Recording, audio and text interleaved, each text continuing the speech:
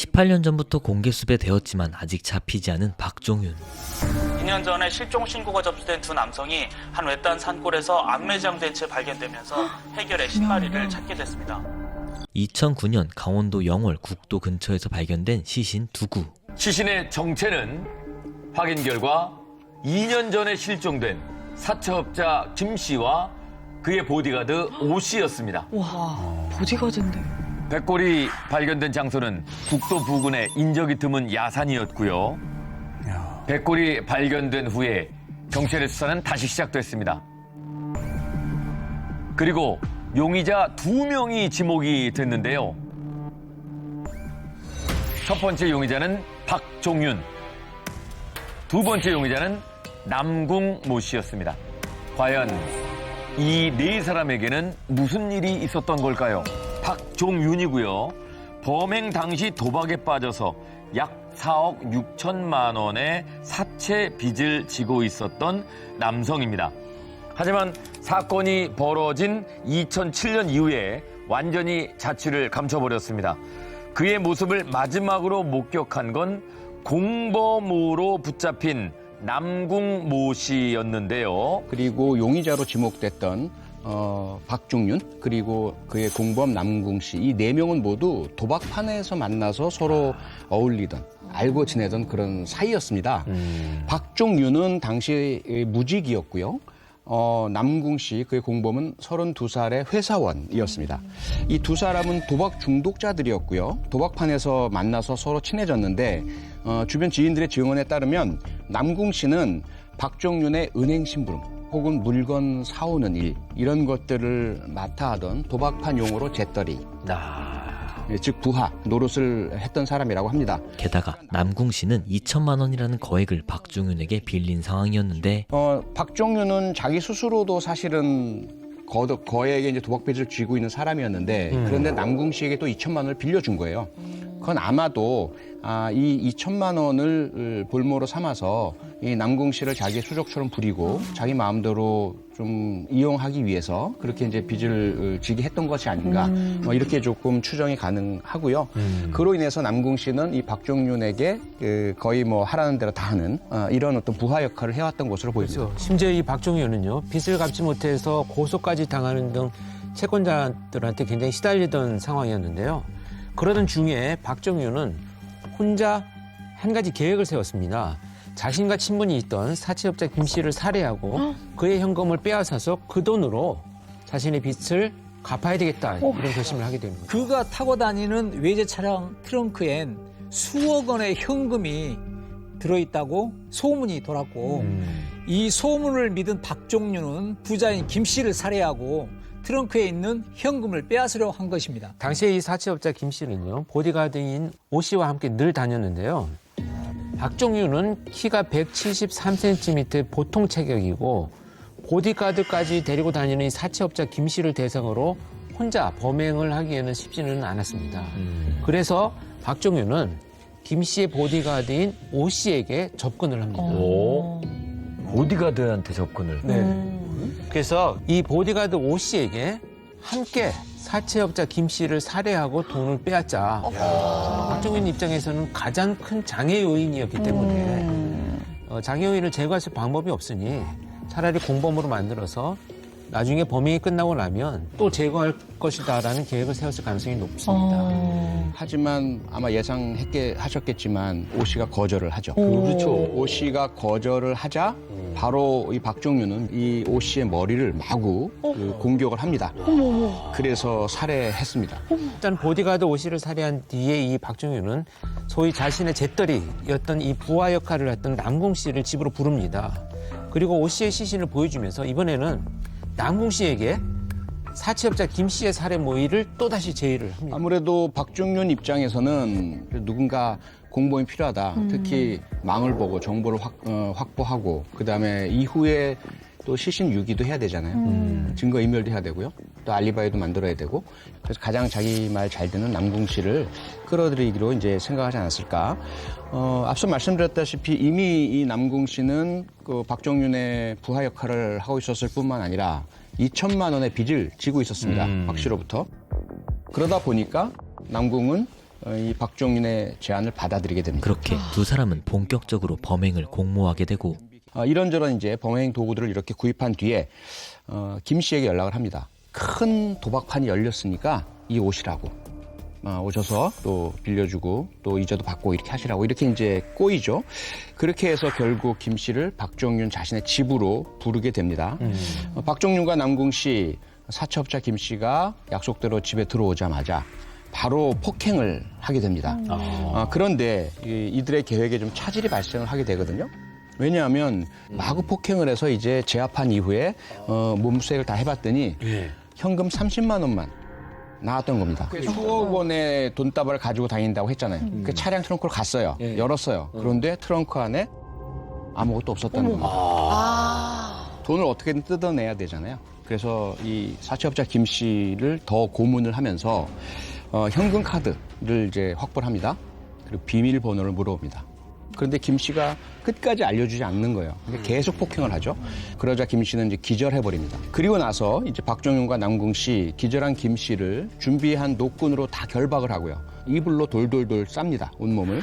그렇게 해서 이 둘이서 함께 김 씨를 들어서 자동차 트렁크에 넣어둡니다. 그리고 나서 둘이서 이제 계속 모의하고 어떻게 할까 계획 세우고 이러고 나서 다시 가봤거든요. 그 사이에 이 코와 입이 다 막혀 있었던 김 씨가 질식사하게 됩니다. 사망해버리게 되는 거죠. 그래서 그들은 현금 카드 비밀번호 알아내지도 못하고 추가적으로 돈을 확보할 어떤 방안도 없는 상태에서 김 씨가 사망해버리는 이런 상황을 맞게 됩니다.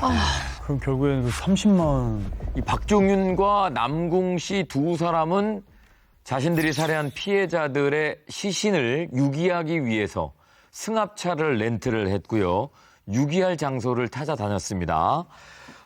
먼저 붙잡힌 남궁 씨의 현장 검증을 통해서 그날의 사건을 재구성해봤습니다. 자, 범행 상황을 지금 남궁 모 씨가 현장 검증하는 모습입니다.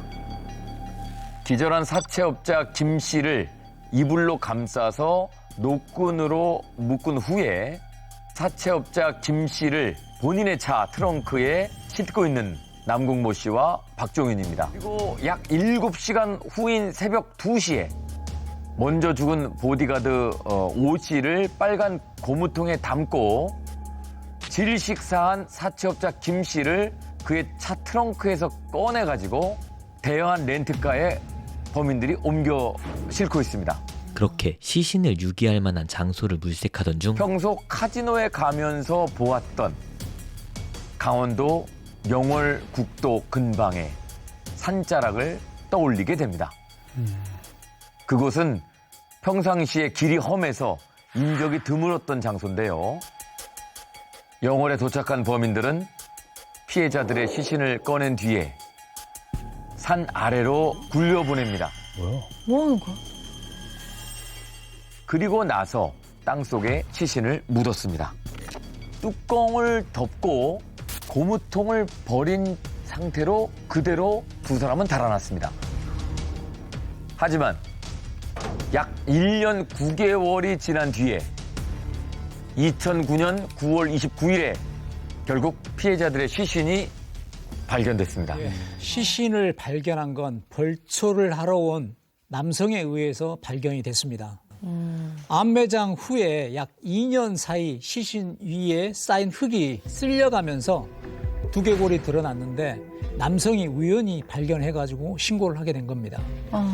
사건을 담당했던 형사에 따르면 발견 당시 시신은 팔다리가 모두 뒤로 향한 채 휴대전화 충전선 등으로 묶여 있었다고 합니다. 시신이 발견되기 한 2년 전부터 이미 경찰은 박종윤 그리고 남궁 씨가 피해자들을 살해하고 유기했을 거라고 추정을 하고 있었다고 하던데요. 네, 그렇습니다. 이 피해자들이 사라진 직후부터 도박판에는 두 사람이 돈 때문에 납치돼서 살해됐다는 소문이 떠돌기 시작을 했습니다. 당연히 경찰에도 이런 첩보가 흘러들어갔고요. 사라진 김 씨와 오 씨의 가족들이 실종 신고까지 하면서 경찰은 박종윤과 남궁 씨를 의심을 하고 있었습니다. 왜냐하면 보디가드 오 씨의 마지막 통화도 박종윤이었고 사채업자 김 씨가 실종 직전에 마지막으로 통화한 사람도 박종윤과 남궁 씨였기 때문에 의심을 사게 된 거죠. 사건 담당 형사의 추측에 의하면 김 씨에게 박종윤의 집으로 오라고 꼬시는 이 전화를 두 사람이 번갈아 하면서 한 게 아닌가 이런 추측을 했다고 합니다. 너무 증거가 명확하잖아요. 마지막 통하고 그 직후에 없어졌고 아무도 모른다. 그러면 의심할 만하죠. 그렇죠. 그리고 결정적으로 범인인 박종윤과 남궁 그리고 피해자 2명의 휴대전화 신호가 강원도 영월에서 함께 잡히다가 피해자들의 휴대전화 신호만 딱 사라진 상황이었습니다. 좀 근처를 좀 수색할 이런 생각을 혹시 못했는지 궁금해요. 네, 당시 경찰이요. 시신을 찾기 위해서 휴대전화 신호가 마지막으로 잡힌 곳 근방을 샅샅이 수색을 했습니다. 하지만 앞서 말씀드린 것처럼 산세가 워낙 험한 곳이고 시신을 찾기가 쉽지 않았습니다. 그러던 중에 실종된 지 16일째 유골이 발견된 곳으로부터 약 5km 떨어진 장소에서 보디가드 오 씨의 신분증이 든 지갑이 발견됩니다. 30일째에는 약 3km 떨어진 곳에서 피로 흥건히 젖어 있는 오 씨의 점포가 발견이 됐습니다. 하지만 옷에는 이물질이 많이 섞여 분석이 정확하지 않았고 결정적인 증거인 시신을 발견하지 못해서 수사를 더 이상 진행할 수가 없었습니다. 경찰이 일단 이 증거만 가지고 영장 신청을 했는데 검찰에서는 너무 어렵다라고 해서 영장을 발부하지 않았습니다. 시신이 발견이 됐으니까 체포 영장을 발부할 수 있겠네요. 네, 그렇습니다. 남궁 씨에 대한 체포영장을 발부받았는데요. 당시 담당 형사는 바로 남궁 씨를 체포하지 않고 약 2개월간 미행을 했다고 합니다. 흔적도 없이 사라진 박종윤을 잡기 위해 2개월을 미행한 경찰. 두 사람의 특징이 좀 달랐습니다. 남궁 씨는 자기 친형이 운영하는 회사에 다니고 있었어요. 그리고 주거지도 일정했고요. 그래서 늘 언제든지 체포할 수 있는 상태였고요. 도주우려가 없군요. 네, 그런데 박종윤은 주거도 일정치 않았고요. 휴대전화도 이 사건 이후에 전혀 사용한 흔적이 나오지 않습니다.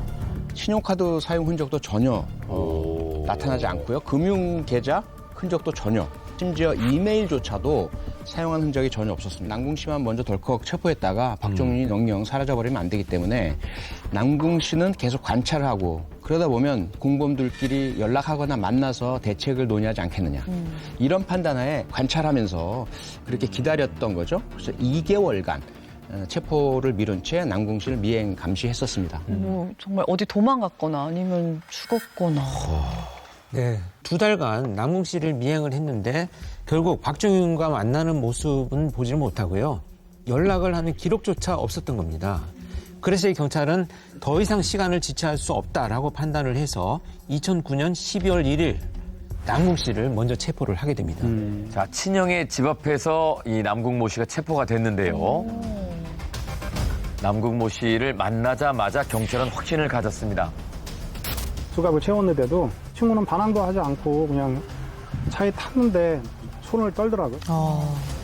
맞겠구나라는 생각이 해결을 할 수 있겠다라는 좀 확신이 들었죠, 그때. 별다른 저항 없이 순순히 잡혔다는 거죠. 자, 남궁 모 씨의 자백 음성 녹취 내용입니다. 나를 때리고요. 급소졌는데 죽인 게 아니고 그냥 묶었어요. 묶어가지고 그 벤츠 차에다가 실었는데요. 트렁크, 실었는데 저기 그 전유정 돈 빼달라고? 확신이 있다고요. 경찰의 신문에 결국 남궁 모 씨는 범행을 자백했습니다. 남궁 씨 범행을 완강히 부인했었거든요. 그런데 이제 그 조사하던 형사가 사채업자 김 씨와 보디가드 오 씨 아느냐라고 이제 물었을 때 얼굴색이 변하면서 나는 아는 게 없습니다라고 잡아뗐다고 합니다. 그런데 이제 계속 추궁하던 형사가 결정적인 증거를 제시하자 그때부터 범행을 자백하기 시작했다고 합니다. 시신 안매장 현장 근방에서 박종윤과 남궁 씨가 서로 총 3통의 전화를 주고받은 기록이 남아 있었던 겁니다. 3통이나 혹시 무슨 통화를 한 거예요? 시신을 안매장한 날 남궁 씨는요, 땅을 파고 박종윤은 차로 주변을 돌아다니면서 망을 봤습니다. 그래서 첫 번째로 박종윤이 남궁 씨에게 땅을 얼마나 팠느냐라고 묻고 남궁 씨가 땅이 얼어서 잘 파지지 않는다라는 통화를 합니다. 그리고 얼마 후에 두 번째로 남궁 씨가 형님 땅을 다 팠어요. 오세요. 라는 전화를 했고요. 그런데 남궁 씨가 땅을 파는 게 마음에 들지 않았던 이 박종윤이 이때부터 직접 땅을 파기 시작을 합니다. 그래서 그때 남궁 씨는 다시 주변의 망을 봅니다. 그래서 마지막 통화는 박종윤이 땅을 다 팠으니 시신 가지고 얼른 와 라는 내용의 통화를 하게 됩니다. 그래서 이 남궁 씨가 박종윤의 부하 같은 역할이었다고 했잖아요. 여기에서도 박종윤이 계속 남궁 씨에게 지시를 하는 이런 모습들을 볼 수가 있는 거죠. 통화 굉장히 자세한데요. 어떻게 이거를 가질 수 있게 된 거죠? 어떻게 한 거예요? 네, 두 사람이 세 통의 전화를 주고받은 기록이 있었다라고 말씀드렸잖아요. 네. 이 기록을 제시하면서 형사가 질문을 했습니다. 피해자들이 묻혀있던 곳에서 왜 통화를 했습니까? 이렇게 이제 질문을 하니까 이런저런 변명성 답을 하다가 이제 심리적 저항선이 무너져서 털어놓고 말았는데요. 새벽에 자백을 했습니다. 근데 이게 이제 인지신문 기법이라고 해요. 형사들이 주로 딱 그 단계별 질문을 준비를 합니다. 맨 처음에는 영월에 간 적 있습니까? 그럼 안 갔다고 하죠. 갔다고 얘기하면 자기가 이제 그 범행을 들키게 될 테니까 다 거짓말하게 만들어요. 그 다음에 이제 제시하는 거죠. 그런데 왜 영월에서 통화 기록이 있습니까? 그러면 이제 제가 아까 착각을 했나 보니다. 뭐 어떻게 착각을 했는데요? 뭐 다시 이야기를 하게 해요. 그럼 결국 자기가 내놓은 답에 대해서 설명이 꼬이고 말이 꼬이고 자꾸 거짓말과 변명을 하게 되니까 그때 이제 마지막에 심경 변화라는 게 느껴지게 됩니다. 그러면서 자백이 나오거든요. 그렇게 되고 난 이후에 이제 형사가 다시 2년간 자취 감춘 박종윤에 대한 행방도 물어봤습니다. 박종윤 씨 지금 어디 있습니까? 알고 있죠? 이렇게 물어봤어요. 그랬더니 남궁 씨는 나랑 몇 번 통화를 하긴 했습니다. 그런데 만난 적은 없습니다. 이렇게 이야기했습니다. 그 말은 뭐죠? 박종윤이 아직까지 살아있다는 이야기죠. 그런데 기록을 찾아봤더니 통화 기록이 전혀 없는 거예요. 당시 형사들은 이 남궁 씨가 공범인 박종윤을 살해했을 가능성까지 열어두고 강도 높은 신문을 계속했습니다. 앞서 우리가 보여드렸던 모든 사건에 대한 이야기는 사실은 남궁 씨의 진술을 토대로 설명을 드린 거거든요. 이게 모두 다 진실이다라고 우리가 믿지 않아야 할 부분이 있을 수가 있어요. 첫 번째 미스터리, 의심 포인트는요. 안매장 8일 이후에 영월에서 두 사람이 다시 만났습니다. 그때 박종윤의 휴대전화 신호만 갑자기 꺼졌다는 것을 경찰이 확인을 합니다. 당시 이제 남궁 씨, 박종윤 각각 자기 명의 휴대폰 하나씩, 그다음에 대포폰 하나씩 2개씩 사용하고 있었어요. 총 4대의 휴대전화가 영월에서 잡힙니다. 그런데 어느 순간부터인가 남궁 씨 본인의 명의 휴대전화 하나만 남기고 나머지 3개가 다 꺼져버리게 돼요. 설마 약간 남궁 씨가 약간 어떻게 보면 아까 재떨이라고 하신 것처럼 약간 좀 하대를 많이 받으셨잖아요. 그래서 공범인 박종윤을 빚도 남았고. 빚도 있고. 빚도 있고 진짜. 그래서 경찰은 남궁 씨에게 왜 영월을 다시 찾았는지를 추궁하기 시작을 합니다. 두 번째 미스터리가 생깁니다. 남궁 씨의 증언이 계속 달라지기 시작을 합니다. 처음에 남궁 씨는요, 범행 후에 다시 영월에 간 적이 없다고 자화했습니다. 하지만 본인의 휴대전화 신호가 영월에서 잡힌 기록이 있다라고 증거를 제시를 하니까 강원도 카지노에 가느라 그랬다라고 말을 바꿨습니다. 이상한데, 너무 이상한데. 그래서 경찰이 확인을 했죠. 카지노 기록을 찾아보았는데 남궁 씨의 입장 기록이 없다라고 이야기를 하니까 이번에는 잘 기억이 안 난다 라면서 이때부터 무비권을 행사를 합니다. 이야, 이건 영월에서 분명히 무슨 일이 있었거든요. 그렇네. 그러면서 범행에 대한 진술도 계속 바뀌었습니다. 처음엔 자신이 보디가드 오 씨를 유인하고 박종윤이 살해했다고 하다가 나중엔 박종윤 혼자 범행을 저질렀다고 주장을 바꿉니다. 그리고 남궁 씨는 박종윤에게 그동안 많이 맞았고 무시를 당했다고 진술합니다. 마지막 미스터리가 하나 더 남아 있습니다. 네. 앞서 이들이 준비한 범행 물품 중에 고무통이 있었다고 했잖아요. 네, 버렸다고. 그런데 그 고무통의 행방, 그것이 미스터리로 남아 있습니다. 고무통에 넣고 어디 숨겼나? 그 있어야 되는데. 네, 이 남궁 씨 진술에 따르면요, 어떻게 했느냐, 범행 전반에 대한 이제 자백을 했잖아요. 고무통 뚜껑은 시신을 묻은 그 땅 위에 올려두고, 그리고 고무통은 시신 옆에 놔두고 왔다, 이렇게 이제 자백을 했습니다. 그리고 나중에 이제 시신이 발견됐잖아요. 발견되었을 때 실제로 그 고무통 뚜껑은 그대로 남아 있었어요. 그런데 고무통은 깜짝같이 사라져버리고 말았습니다. 그리고 또 다른 의혹이 연결된 것이 있는데요. 이 사채업자 김 씨에게 현금 30만 원밖에 없었다라고 이야기했지 않습니까? 돈이 더 많았을 수도 있겠네요. 특히나 이 사채업자 김 씨는 도박꾼들의 진술에 따르면 늘 언제나 현금 뭉치를 들고 다녔다고 했거든요. 그런데 30만 원밖에 없었다? 큰 도박판 걸렸다고 유인해서 찾아왔는데 그렇다라고 한다면 이 남궁 씨의 진술 중에 혹시라도 이 돈의 액수에 대한 거짓이 섞여 있었다면 사건 전체의 전모가 이 진술에 대해서 우리가 의문을 표할 필요가 있지 않을까라는 그런 생각이 들고요. 처음에 보디가드를 죽이고 자기를 불렀던 것도 거짓말일 수 있겠네요. 그 모든 것에 의심을 할 수밖에 없는 상황이 된 거죠. 박종윤은 사라졌고 유일하게 진술을 할 수 있는 사람은 이 남궁 씨밖에 없는데 이 사람의 얘기만을 가지고 100% 얘기를 다 믿기는 어려운 상황일 수 있겠네요. 그러니까 지금 이 사건에 대해서 좀 더 냉철하게 분석을 하자면 가장 의심이 가는 거는 남궁 씨가 박종윤 공범마저 살해하고 시신을 고무통 속에 넣어서 어딘가 안매장했을 가능성이 상당히 커 보이지 않습니까? 그랬을 경우에 동기가 필요하단 말이죠. 그동안 쭉 우리가 듣고 파악한 내용을 보면 박종윤이 주범이에요. 성격적으로나 모든 지위나 박종윤이 적극적이고 공격적이고 남궁 씨는 수동적이고 그런데 어떻게 남궁 씨가 박종윤을 살해했을까? 거기에 만약에 이 돈이란 것이 들어간다면 2천만 원의 채무를 지고 있죠. 어느 정도인지 모르겠지만 상당액의 현금을 확보했다. 김 씨 살해하고.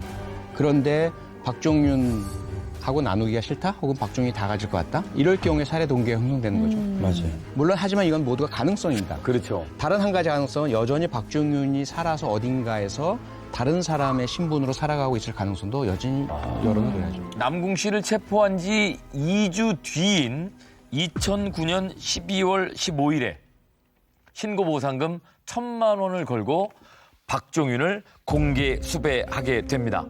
자, 이게 그때 본 것 같아요. 배포가 됐던 수배 전단입니다. 본 것 같아요. 네, 이런 경찰의 노력에도 불구하고 박종윤 18년이 지난 지금까지 어디에서도 모습을 드러내지 않고 있는 상태입니다. 이런저런 목격담들은 들렸어요. 필리핀 도박장에서 봤다. 원양 어선을 탔다더라. 이런 제보들이 경찰에 들어오기까지 했습니다. 하지만 경찰이 확인을 해봤거든요.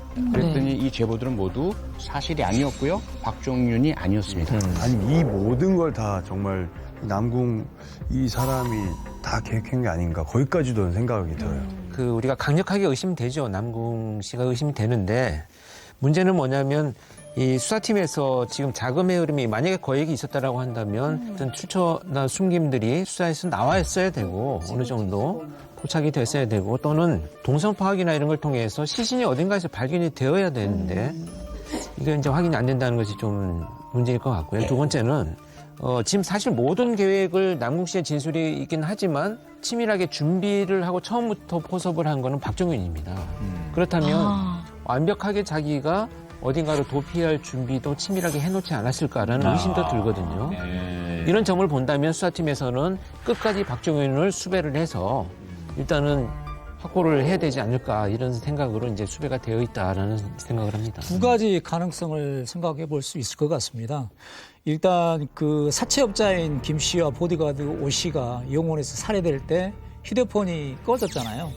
그리고 그 안매장 후 8일 후에 또다시 영월에서 박정윤의 휴대폰이 꺼진 패턴이 전자의 수법과 유사하고 동일한 걸로 봐서는 그때 살해된 게 아닌가 살해 가능성이 있고요.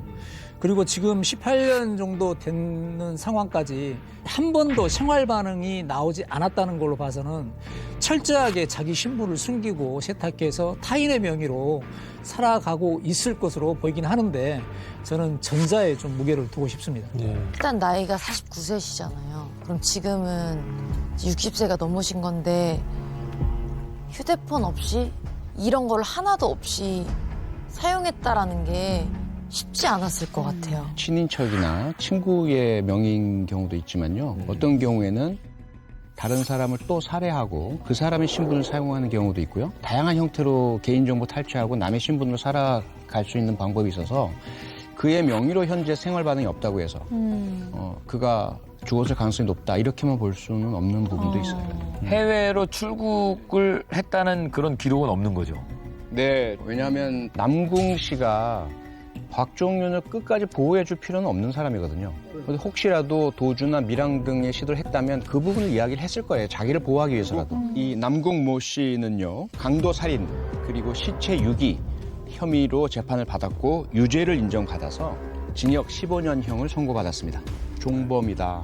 시키는 대로 했을 뿐이고 주범이 아니다라는 주장을 했고 그것을 뒤집을 만한 다른 증거가 없었기 때문에 박종윤은 찾지 못했고요. 박종윤이 잡히면 처벌할 수 있는 건가요? 네, 처벌할 수 있습니다. 2015년에 형사소송법이 개정되는데요. 살인죄에 대한 공소시효가 폐지가 됐습니다. 그래서 만약 박종윤이 누군가에게 타살됐다는 정황이 밝혀진다면 그 사람한테도 적용이 됩니다. 그래서 경찰들은요, 박종윤을 체포를 하거나 아니면 어딘가에 발견이 될 때까지 끝까지 추적을 멈추지 않고 지금 계속 수배를 하고 있는 이런 상황입니다. 결과적으로는 의심스럽다라는 것만이라도 있다면 제보를 해주셨으면 좋겠습니다. 그래서 여러 가지 이 사건은 의문투성이고 미스터리가 많이 남아있어요. 다 해결된 사건이 아닙니다, 분명히. 이런 상황에서 전혀 어떤 흔적도 발견되지 않는 박종윤, 그를 공개 수배하고 찾아야 할 이유, 그것이 무엇일까요? 경찰에서는요, 이 사건의 피해자 유가족분들께 작은 위로라도 꼭 좀 전해드리고 싶다. 이 사건의 진실 전모 다 밝히고 이 범인 중에 한 명인 박종윤을 반드시 법의 심판대에 세우고자 하는 그런 열의를 가지고 있고요. 또 만약에 설사 박종윤이 누군가에게 살해당해서 현재 그를 찾을 수 없는 상태라면 이 사건마저도 또 다른 살인사건이잖아요. 그러면 이 사건 역시 범인의 진상을 밝히고 응당한 법의 처벌을 받게 하는 것이 대한민국이 존재한 이유이고 경찰의 역할이죠. 그래서 반드시 박종윤은 찾아내야 합니다. 혹시라도 이 박종윤을 혹은 박종윤이라고 생각되는 사람을 보신 분이 계시거나 알고 계신 분이 계시다면 반드시 신고해 주시길 부탁드리고 싶습니다. 지명 수배자 박종윤, 키 173cm의 다부진 체격, 1960년생으로 당시 나이 48세, 현재 나이 65세입니다. 흰머리가 많고 얼굴이 검은 편으로 양손가락의 끝마디가 약간 굽어 있고요. 팔자걸음에 전라도 말투를 쓰고 있습니다. 무언가 알고 계신 분 계시다면 반드시 언제든지 경찰로 연락해 주시길 부탁드리겠습니다. 납치 감금 신고가 들어와 출동하는 강력계 형사들. 아들이 납치된 것 같다고. 아버지가 아들이 납치된 것 같다. 예, 바로 경광등을 달고 현장으로 출동합니다. 운전하다가 바로 이렇게 올리시는구나. 현장에 미리 출동해 있던 관할 경찰관들과 이제 합류를 합니다. 여기로 온대요? 아니, 신고자는 연락이 요구주자랑 되나 봐요. 했는데 근데 요구주자가 저희 전화를 안 혹시 받아. 문자 보내보셨어요? 문자 보냈어요. 근데 연락을 안 받아가지고 지금. 뭐지? 아버지는 갑자기 돈을 보내달라는 아들의 말투가 평소와는 달라서 납치를 의심했습니다. 지금 방금 아버지랑 이렇게 했던 내용도 있는데 보니까 약간 이상하긴 해요. 지금 자기가 직접 한 게 아니고. 경찰들이 확인해도 한눈에 이상함이 보이고 아들한테 문자가 왔는데 우리 아들 아닌 것 같다. 다른 사람이 보낸 건 것 같다라는 추측을 하고 있는 겁니다. 그리고 사진은 그러면 저기 지금 어디 또 감금돼 있는 거 아니냐 저기? 그 모텔 같은데? 그러니까 느낌이 좀 들어요. 뭔가 보이스피싱 같거나. 보이스피싱을 의심하고 있습니다. 자, 그래서 직접 피해자와 전화 연결을 시도합니다. 현재 연결이 돼. 제끼는 것 같은데. 넘기네. 아들이 연락을 받지 않습니다. 계속되는 시도에도 연결이 되지 않는 남성. 추적을 하기 위해서 우선 인근 파출소로 이동했습니다. 자, 피해자의 신상 파악을 하고 있고요. 그 요구조작 생년월일 좀 정확하게 좀 먼저 확인해서 저희한테 무전 좀 주세요. 이게 지금 밤 10시가 넘어가는 상황인데 진짜 무시겠네. 강력계 형사들에게는 일이 끝나지 않습니다. 오고 계시죠? 여기 남가자 파출소로요? 예, 한 40분 걸린다고 전달받았는데 지금 얼마나 남으셨어요? 자, 피해자 아버지와 지금 연락을 하고 있는 겁니다. 예. 알겠습니다. 도착하시면 뵙고 좀 몇 가지 여쭙고 그다음에 진행하겠습니다. 네. 간단히 해결된 사안이 아닌데 약간 결국 보이스피싱이라는 어디 지금도 LBS로 뜨나요? 위치값이? 자, 지금 이게 어떤 상황인가요? 네, 지금 이제 보이스피싱은 피해자들이 가스라이팅 당해가지고 감금된 상태거든요. 네. 그래서 외부의 그 접촉을 전혀 차단을 시켜버려요. 네. 그래서 외부 연락을 못하게 하는데 그 지금 밤이잖아요. 날이 새면은 이제 대출이 이루어지고 현금을 인출하고 은행에서 그게 이제 피해금으로 다 나가기 때문에 네. 그걸 차단하기 위해서 이제 어떻게 보면 골든타임이라고 봐야겠죠. 그 안에 피해자를 찾아내서 그런 피해를 사전에 차단해야 되기 때문에 네. 지금 위치 추적을 해서 피해자가 있는 곳을 찾고 있는 그런 상황. 얼마 후 피해자의 아버지가 파출소로 도착하고 네. 아유, 어떡해.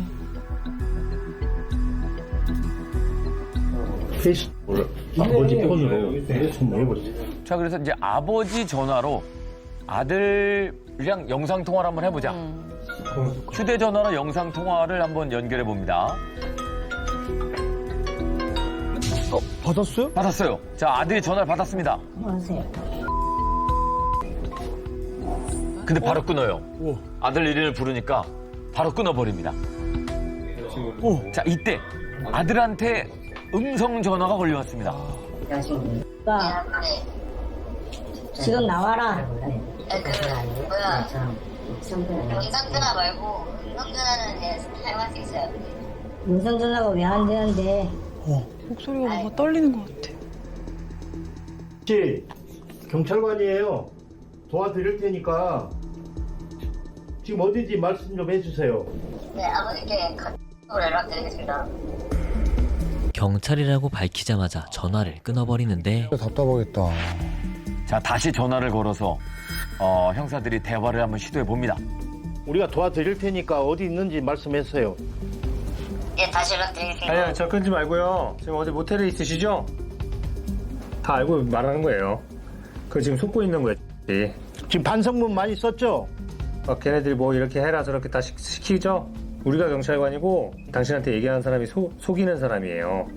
그 모텔 이름이 뭐예요? 하지만 끈질긴 설득에도 피해자는 그냥 끊어버리고 말죠. 자, 감금된 지 어느덧 30시간이 넘어가고 있습니다. 지켜보는 경찰들도 점점 더 초조해지고요. 계속 연락을 취해보는데 이 피해자는 경찰을 믿질 않습니다. 어떻게 했길래? 이때 피해자한테 먼저 전화가 걸려왔어요. 예, 이거 진짜 다 구라예요, 이거? 지금 속고 있는 거예요. 지금 어디 모텔에 갇혀 있죠? 지금 일단 나왔어요. 나와서 거기 그대로 있어요. 금방 갈게요, 아버지랑. 드디어 상황을 인지한 피해자가 알려준 주소로 곧장 출동하고 아버지하고 피해자 동생도 서둘러서 같이 이제 이동을 하는 거고요. 피해가 없어야 될 텐데.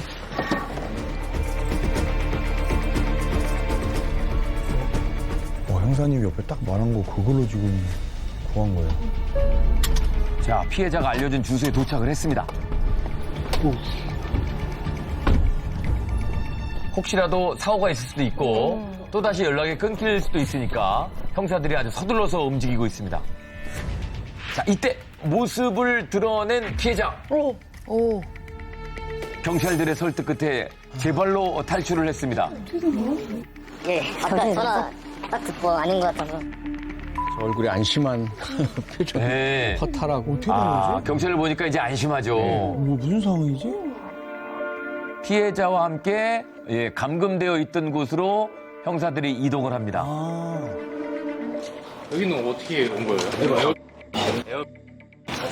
모텔이 아니네. 공유 숙소. 이제 좀 더 지나 있구나. 자, 피해자가 감금되어 있었던 숙소입니다.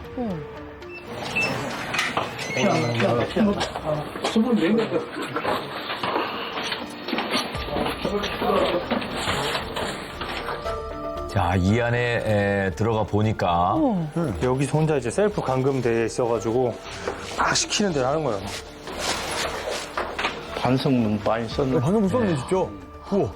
자, 보이스피싱 범들한테 가스라이팅을 당해가지고 지금 반성문을 여러 장을 썼습니다. 다 알고 계시네요. 네. 밥도 못 먹고. 그래서 빵은 사라고 해놓고서 먹을 시간도 안 주고. 샤워할 때 허락밖에 안 해? 샤워도 안 해. 샤워도 못 해. 하고. 화장실도 정신없게 만들죠 아주. 가스라이팅으로 식사부터 샤워까지 모든 행동을 통제를 했습니다. 셀프 감금이라는 게. 어떻게 했길래? 보시면 이렇게 검찰청이라고 이렇게 속여가지고. 네. 아. 자, 중앙지검을 사칭해서 조작된 문서. 이 말도 안 되는 구속영장 서류. 여기에 당했습니다. 네. 아들이 많이 놀랬는데. 원래는 뭐 저 때문에 3억 5천만 원의 피해가 생겨서 그거의 5%만 내면 이제 내 집에 보내준다 해가지고 시간이 점점 지나니까 이제 600만 원이면 미리 집에 먼저 해준다 해가지고 그때부터 이제 제가 다 연락 돌리고 있던 즈음에 이제 해결이 돼가지고 지금이라도 지금 이렇게 된 게 천만다행이에요. 바로 다 연락 돌려서 이제 다시 다 죄송하다 다시 전화 돌리고 해야 돼요. 본인 먼저 챙겨. 그게 중요한 거. 진짜 천만다행이에요. 그러게요. 진짜로. 아버지가 빨리 신고해 방법이 다 했다, 아우. 제가 이거 당할 줄 진짜 몰랐습니다. 네, 아버지가 제일 많이 놀라신 것 같아요. 제일 잘하셨죠. 제일 공이 크죠. 네. 바로 신고해 주셔서. 가스라이팅 이제 그렇게 해가지고 이제 반성문도 이렇게 쓰게 하고 계속 이 안에 있으면서 다른 사람하고는 통화 못하게. 아버지는 어리둥절하기만 합니다. 도대체 무슨 일인가 네. 감이 안 잡히시죠. 그래도 감이 좋으시네요. 저는 이상한데요? 막 그렇게 이해하려고 너무 이거요. 이해하려고 하려고. 은행원도 말란 놈이 똑똑한 놈이 그러니까 그런 쪽하고는 좀 다른 거예요. 우리 아들 잘났는데. 똑똑한데. 이 보이스피싱 범죄는 누구나 당할 수 있는 거거든요. 맞아요. 네. 와. 자, 다행히 큰 피해 없이 사건이 종결됐습니다. 천만다행. 네. 피해자가 학생이라 보이스피싱 조직이 요구하는 돈을 바로 구할 수가 없었는데다가 피해자 아버님이 이상함을 눈치채고 빨리 경찰에 신고를 해서 큰 피해를 막을 수가 있었습니다. 만약에 그 학생이 어떤 방법으로 돈을 구해서 이 보이스피싱 조직에게 전달을 하게 되면 그걸로 끝나는 게 아니고 그렇죠. 계속해서 요구를 합니다. 그러면 그 요구한 금액을 마련해서 줄 때마다 다 피해로 가는 거죠. 그리고 그 돈은 그 범인을 잡을 때까지 그 찾을 수도 없을 뿐더러 설사 잡는다고 하더라도 그 돈을 회수할 수 없는 경우가 허다합니다. 그러면 그 피해 학생이 앞으로 더 살아갈 날이 창창한데 그 빚 갚으니라고 뭐 그 늪에서 빠져나올 수가 없는 그런 피해를 당하게 되는 거죠. 아니 그저 보낸 통장 조회해가지고 그 사람한테 토해내라 그러면 되는 거 아니에요? 그게 그 전부 다 대포 통장이라고 그래가지고 전부 다 그 대포 통장만 공급하는 또 조직들이 있어요.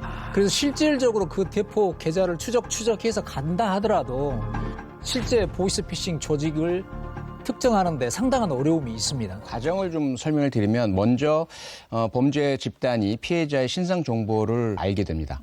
그래서 연락을 해옵니다. 그리고 나서 앞서는 이제 검찰 문서가 있었잖아요. 그걸 보내주는 거예요. 당신의 통장이 범죄 조직에 이용되어서 상당히 심각한 피해가 발생했는데 당신이 만약에 전혀 범죄 조직의 일원이 아니라면 조사를 하면 다 밝혀질 겁니다. 그러니까 지금 당장 조사를 해야 될 텐데 조사실이 꽉 차서 워낙 연루된 사람이 많아서 우리가 따로 장소를 마련할 테니까 그쪽으로 바로 오십시오. 간 거죠.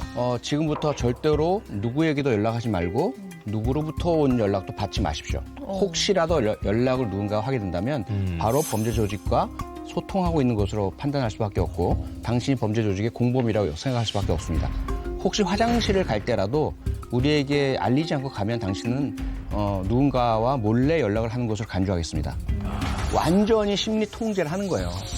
그 다음부터는 실제 경찰에 연락을 해도 이 사람들은 다 가짜다 이렇게 생각하게 됩니다. 빵을 사오겠는데 밥 먹을 시간도 안 줬다고 그렇게 계속 뭘 시켰으면 반성문도 아까 진짜 많이 썼던데 그렇게 왜 그렇게까지 하게 하는 거예요? 이건 이제 그야말로 이 심리적 지배를 하기 위한 수법인데요. 지금 피해자가 처한 이 상황을 인식하기 위한 시간적 여유를 차단하는 거예요. 그러니까 막 어릴 때부터 뭐 진짜 심지어 뭐 친구한테 욕한 것까지 다 기억을 해서 쓰라고 하잖아요. 많은 생각들을 지금 현재 상황이 아니고 자기에 집중하게 만들면서 여유를 차단하게 되는 거죠. 이자들이 시키면서 네가 반성문을 많이 쓸수록 감경 사유에 해당된다. 그렇지. 이렇게 이제 속여가지고 마치 도움을 주는 것처럼 이걸 계속 집중을 하게 만드는 겁니다. 그렇게 되면 피해자 입장에서는 정말 심각한 범죄를 내가 연루가 되었는데도 불구하고 나를 도와주는 사람들이구나라는 생각을 하게 되어가지고 심리적 의존도가 높아져요. 그러니까 점점 더 이 사람들이 가해자들의 그 지시에 따르게 되는 이런 경향성을 나타내게 되는 거죠. 이렇게 구출되는 경우가 드물다면서요? 그렇습니다. 요즘 이런 그 셀프형 보이스피싱에 당한 피해자들이 계속 늘어나고 있는데요. 이 방식이 정말 악랄한 게 뭐냐면 단 몇 시간 저렇게 하루에 있는 게 아니고 막 일주일 열흘간 있는 경우들도 있어요. 이제 더 이상 지치고 이제 힘이 드니까 심리적인 소모가 너무 심해져가지고 제발 무엇이든지 빨리 시켜서 빨리 해라. 난 그냥 빨리 이게 탈출하고 싶다. 여기서 벗어나고 싶다. 라고 하는 시기가 딱 되면 고생 많았다. 이제 마지막 조사를 위해서 통장에 있는 돈을 이쪽으로 옮겨라. 라고 하면 피해자 입장에서는요. 이제 모든 것이 드디어 끝나는구나. 이렇게 생각을 하고 모조리 돈을 다 편취를 당하게 되죠. 그래서 이 피해자들은요. 이렇게 장기간 셀프 감금을 하다 보니까 뭐 직장도 잃게 되죠. 또 뭐 무단결근 해가지고 뭐 수당 월급 이런 것들이 다 뭐 문제가 생기는 치명적인 문제가 발생하죠. 최근엔 AI 기술로 가족 또는 지인의 얼굴과 목소리를 모방해가지고 영상통화를 걸어서 피해자들을 속이는 등 점점 더 보이스피싱 수법이 진화하고 있습니다. 올해 10월 기준 사상 처음으로 보이스피싱 연간 피해액이 1조 원을 넘었습니다. 가족이나 지인이 급히 송금을 부탁하더라도 반드시 직접 본인 여부를 확인하시고요. 의심이 되는 전화나 문자를 받았다면 즉시 112로 신고하시길 바랍니다. 이번 사건은 그러면 좀 잡혔나요? 피해자, 그 가해자분들? 네, 현재 경찰청에서 관련 수사 자료를 넘긴 상태고요.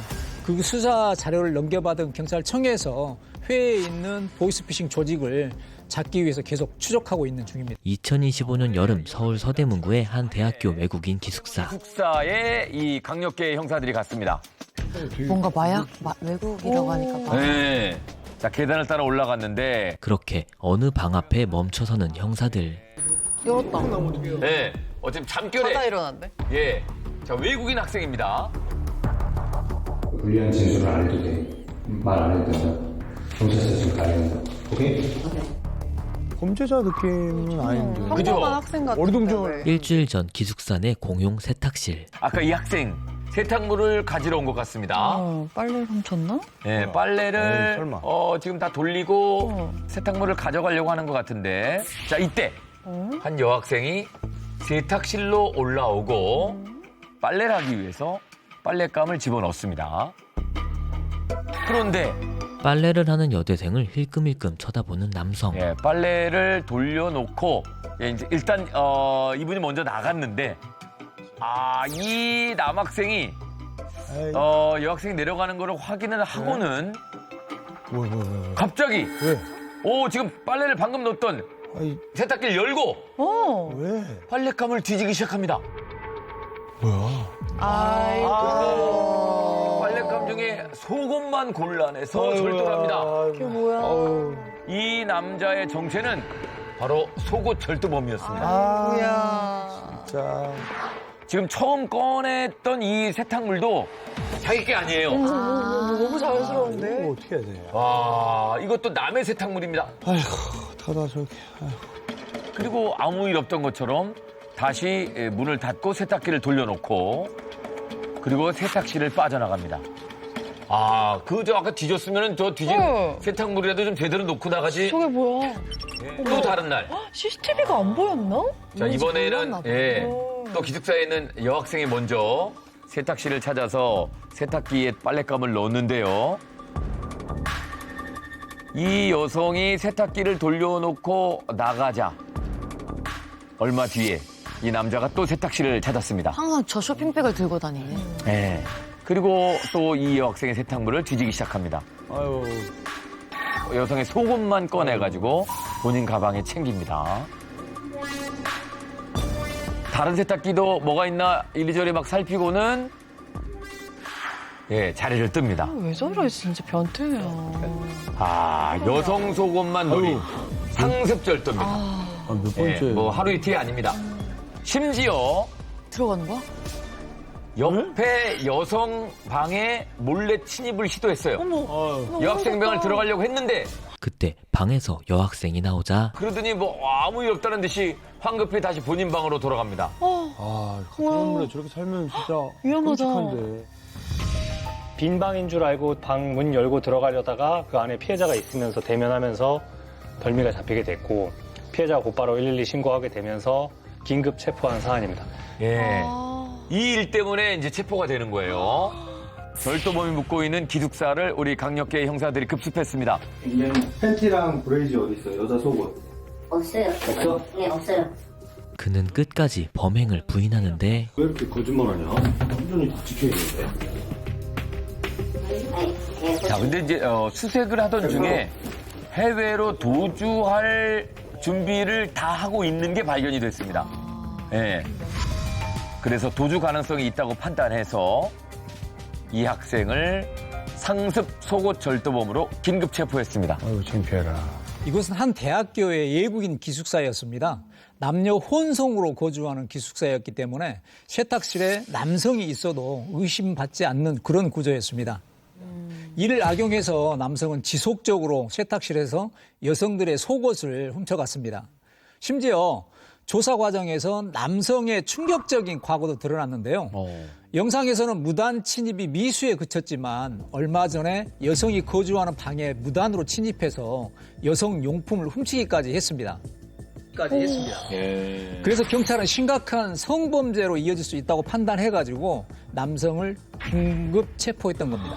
아니 근데 저는 무단 침입을 한 적이 있다라 그랬잖아요. 그리고 아까 영상에서도 사람이 있어서 옆집으로 갔는데 도어락 비밀번호는 어떻게 한 거예요? 네, 이 남성이 옆방 여성의 비밀번호를 누르는 거를 유심히 보고 있다가 기억에 뒀다가 다시 누른 거죠. 이 비접촉 성범죄가 늘 그렇게만 머물진 않습니다.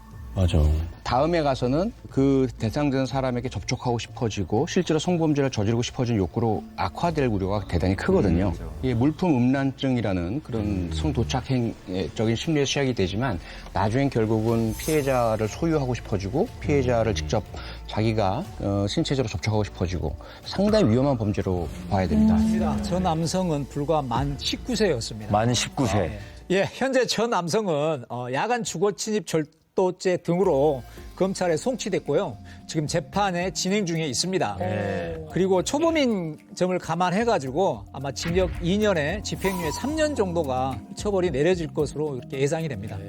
새벽 2시에 대전의 한 번화가. 경찰이 신고를 받고 출동을 했는데요. 신고 현장에 검정색 옷을 입은 남자가 보이죠? 자, 인적 사항을 묻는 경찰에게 이 남자가 시비를 겁니다. 결국 경찰과 남성 사이에 몸싸움까지 벌어지고. 어떻게 저러지? 아유. 자, 흰색 옷을 입은 남자는 일행입니다. 이 몸싸움이 계속 진행되다가 점점 더 과격해졌고 이때 어머머머, 왜 저래? 경찰 한 명이 쓰러집니다. 아유. 뭐야? 근데 이 검은 옷 입은 남성이 경찰을 넘어뜨려서 몸을 밀치고 짓누르기 시작합니다. 머리가 바닥으로 눌려 있는데. 경찰이 달려들어 남성을 제압하려고 하지만 제압하기 어려운 상황이어서 결국 테이저건을 준비합니다. 테이저건? 아, 제발. 자, 가까운 상황에서 테이저건을 작동을 했는데 이 남자 맞고 움찔하는 정도? 자, 계속 버팁니다. 한 대로 안 돼요? 어떡해, 야. 예, 테이저건으로 계속 제압을 시도하는데 2방 정도 맞고 나서 좀 얌전해졌습니다. 뭐지? 자, 그리고 일행은 계속해서 이 친구를 구하려고 그래요. 아유. 이게 무슨 상황인지 경찰이 출동했는데. 야, 결국 이 두 남자 모두 경찰에게 제지를 당합니다. 그리고 전부 다 연행이 됐습니다. 차량 2대가 겨우 지나갈 만한 골목길이었는데요. 저 남성이 술에 취해서 행인들에게 욕설을 퍼붓고 바닥에 드러누워가지고 차량 통행을 막고 있었습니다. 보다 못한 시민의 신고로 출동한 경찰이 남성에게 인적사항을 물어봤는데 대답은 하지 않고 저렇게 오히려 경찰을 공격한 상황입니다. 이 남성을 제압하는데 애를 먹은 이유가 있었는데요. 영상에서 보셨다시피 정말 한치의 부끄러움도 없이 난동을 부린 이 남성의 체구가 상당히 좀 커 보였잖아요. 진짜 커 보였어요. 이 남자의 몸무게가 무려 100kg이나 되는 예, 아주 큰 거구의 남자였습니다. 그리고 사실 여러분들 이제 영상으로만 보시기에는 여러 명의 경찰이 어떻게 한 명을 제압하기가 어렵나 저렇게 하는 생각하시겠지만 저도 초임 때 이제 파출소에서 근무를 해봤는데요. 문제는 경찰들이 저 사람을 체포하는 과정에서 다치질 않아야 됩니다. 마구잡이 물리력을 행사한다면 분명히 금방 제압이 됐을 테지만 때릴 수도 없고 하니까. 지금 이 남성이 테이저건을 맞고도 계속 움직일 수 있었던 이유는 따로 있습니다. 뭐지? 당시 현장에 출동한 저 경찰이 기계를 직접 신체에 밀착시켜서 전류를 흐르게 하는 스톱 모드로 테이저건을 사용했기 때문에 저렇게 결과가 나타나게 된 거죠. 스톱 모드?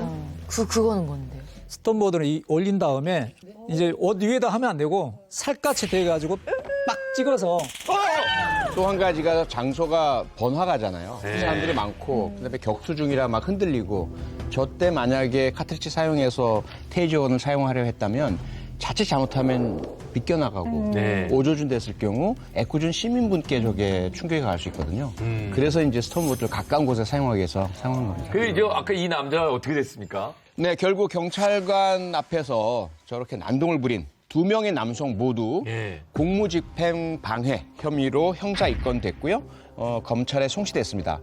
이게 공무집행 방해 행위가 과거에는 뭐 구약식이라 그래서 검찰에 그냥 벌금만 조금 내려주세요 했던 경우들이 있었는데요. 최근에는 상당히 그 조치가 강해졌습니다. 그래서 공권력에 저항하는 공무집행 방해 행위에 대해서는 거의 대부분 정식 형사 기소를 하고 있다는 거 다시 한번 말씀드립니다. 2025년 10월 경기도 부천의 한 광장에 모인 유튜버들.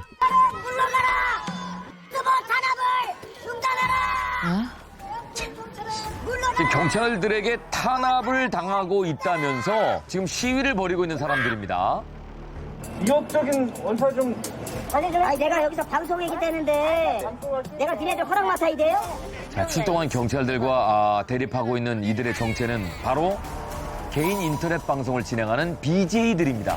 이들은 개인 인터넷 방송의 성지라고 불리는 부천역 광장에서 주로 활동을 하고 있습니다. 지금 내 이동이 아무것도 안 하고 자는 건 죽는 게 아니에요. 자, 이 사람들은 경찰이 개인 방송을 탄압하고 있다고 주장하는데요. 하지만 사실은 아이고. 이렇게 왜 저래? 정신 나간 사람들. 때와 장소를 가리지 않는 이들의 지나친 행동으로 시민들이 불편함을 겪고 있기 때문에 경찰들이 이걸 제지하고 막은 것뿐인데요. 모르는 사람인데요. 지나가니까요. 누구라고요? 있거든? 나 방송하고 있거든. 어떤 여기서 안 다니네요. 항의를 하는 시민들에게 폭언과 욕설까지 합니다. 진짜 민폐야, 민폐야. 자, 이 BJ는 편의점에서 갑자기 상의를 벗습니다. 형님 나가세요. 뭐 계산대 앞에서 저러는 거? 근데 경찰 부르기 전에 나가세요. 경찰을 왜 불러? 계산은 비싼 있어요 빨리. 저 위통 안 벗었고요. 몸에 옷 걸치고 있으면 받아놓을 아니고요. 민폐 부렸어요 제가? 그럼 다른 가게 갔다 올게요. 아 가지 마세요. 일단 잡지 마요. 막지 마요. 내 마음이야 이거는. 막지 마. 아니요. 막지 마. 막지 마. 자, 이런 행동들이 근방에 있는 상인들의 생업에까지도 지금 악영향을 끼치고 있습니다. 당연히 안 가죠, 그렇겠지. 무서워. 불편하니까. 야, 저기 그런 거 많대더라 이러면서. 이 사람들이 모여서 활동하는 부천역 광장은 하루 평균 이용객 수만 5만 명이 넘는 지하철역 앞인데다가 아이들도 많이 지나다니는 곳이라서 많은 시민들이 불편함을 호소하고 있는 상황입니다. 아니, 방송을 하고 싶으면 조용히 남한테 민폐는 끼치지 말아야죠. 저게 뭐 하는 짓인가요? 근데 왜 하필 부천역 광장에서 이렇게 하는 거예요? 네, 이 BJ들이 부천역 광장에 모이기 시작한 건 약 3년 전부터입니다. 당시에 몇몇 BJ들이 광장에서 선정적인 춤을 추기 시작을 했습니다. 노숙자들 앞에서 치킨 먹기 이런 기행을 하기도 하고요. 그런데 그 방송들이 큰 인기를 얻었던 거죠. 그러자 이 방송을 본 다른 BJ들이 광장으로 찾아오기 시작을 했고요. 더 자극적이고 엽기적인 영상들을 촬영을 했습니다. 그런데 그 영상들이 또 화제를 모으면서 이 광장이 일명 막장 방송의 성지가 된 겁니다. 이게 그렇게 된 거네요. 참, 예. 영상에서 보셨듯이 자극적인 방송을 위해서 지나가는 시민들에게 힙을 걸기도 하고요. 광장 근처 가게의 물건들을 파손하는 등 큰 문제를 일으키고 있습니다. 아, 근데 왜 가만히 있는 사람들한테까지 민폐를 주냐고요, 민폐를. 근데 민폐만 끼치는 것이 아니고요. 이곳에서 방송하는 BJ들로 인해서 범죄 사건으로 악화되는 경우들도 발생을 했거든요. 조회수랑 구독자가 무척 많은 남성 BJ가 저기를 찾아온 초보 여성 BJ에게 접근을 해서 같이 방송을 하자. 그러면 당신도 조회수 늘어날 수 있다. 이렇게 하고는 성관계를 요구하는 그런 일이 발생하기도 했었고요. 그 다음에 이제 얼마 전이었습니다. 생방송 도중에 칼에 찔리는 네, 그런 그 사건이 발생하기도 했습니다. 일부러 그런 거예요? 네, 이 남성 BJ를 공격한 가해자는요. 얼마 전까지 커플 컨셉으로 함께 방송을 진행하던 여성 BJ였습니다. 네, 이 커플 컨셉의 방송이 끝나고 나서 또 다른 컨셉으로 함께 생방송을 진행하던 중에 남성 BJ가 우리가 진짜 사귀는 사이는 아니지 않느냐 이렇게 말을 했다고 합니다. 그런데 이 말에 격분을 한 여성 BJ가 집에서 흉기를 챙겨와가지고요 남성 BJ를 공격한 건데요. 특수상해죄로 재판이 진행되고 아니, 저 있습니다. 광장에서 방송을 할 수 없게 막을 수는 없어요? 그게 좀 어려운 문제입니다. 우리 헌법상의 표현의 자유. 자기가 어떤 이야기를 하든 헌법상 보장이 되는 거죠. 그러다 보니까 이미 실정법에 정해져 있는 그런 근거가 있는 상황이 아니라면 이들의 방송 행위에 대해서 제지하지 못하는 문제가 있는 거죠. 그래서 이제 부천역을 관장하는 이 지방자치단체에서는 부천역 이미지 개선 전담팀까지 꾸렸습니다. 그래서 이제 막장 BJ들의 방송을 막기 위한 그런 조치들을 합법적 조치들을 강구했는데 어떤 걸 했냐면요.